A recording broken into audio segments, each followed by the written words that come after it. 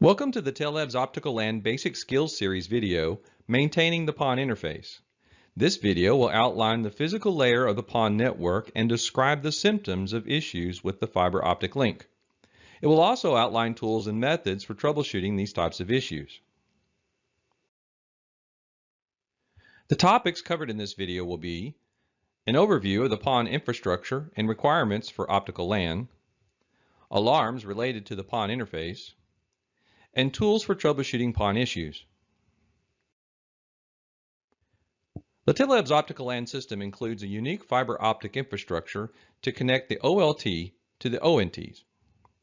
The Optical Distribution Network, or ODN, is an integral part of the PON system. It provides the optical transmission medium for the physical connection of the OLT to the ONTs.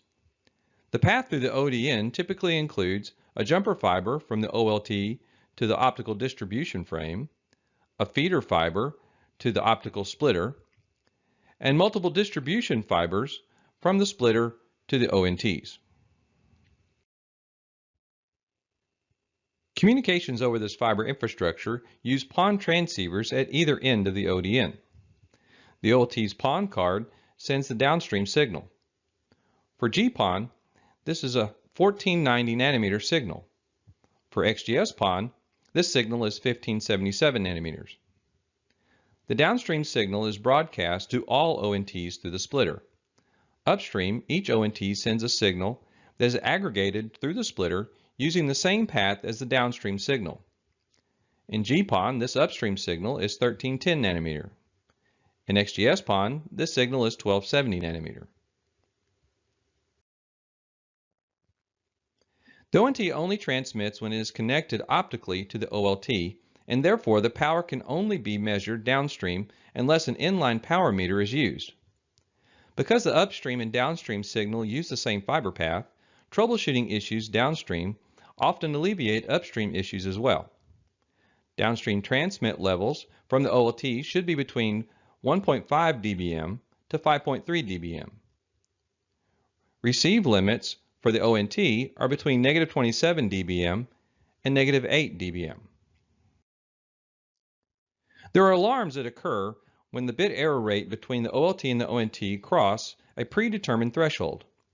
These alarms may be due to issues on the physical fiber layer. However, they typically would coincide with an issue with upstream and downstream signal being outside the minimum and maximum optical power limits. If these alarms occur while the signal strength is healthy, then the issue is most likely a hardware issue.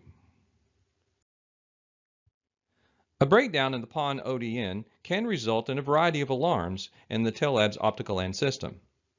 A PON loss of signal alarm occurs when the OLT cannot communicate with all ONTs on a PON at the optical layer. Issues could be a bad transceiver at the OLT, or an issue with the physical fiber cable between the OLT PON port and the optical splitter.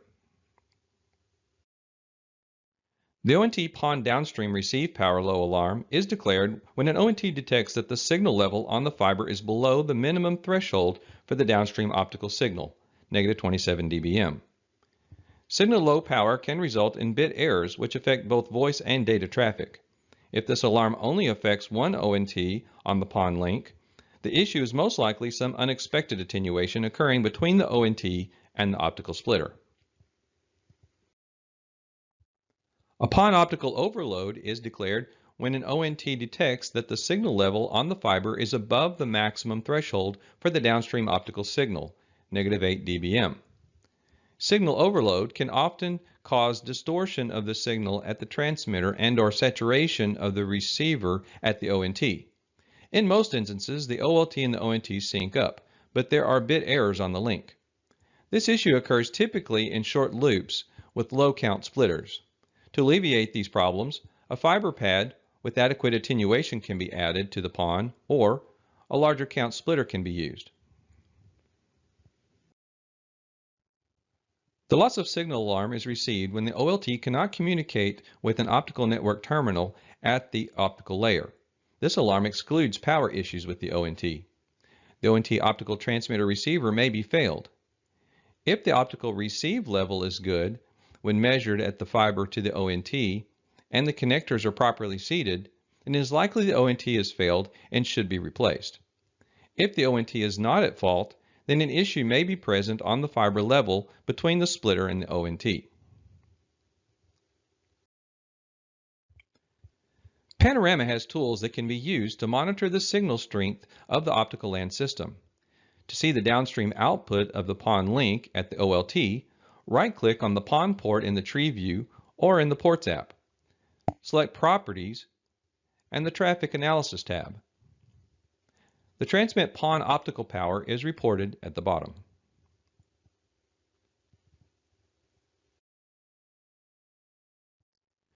The ONT optical receive power levels are found by right-clicking on the ONT in the tree view and selecting Properties. In the ONT Status tab, the downstream receive optical power is found at the bottom. If the OLT has lost sync with the ONT, this number will not be reported.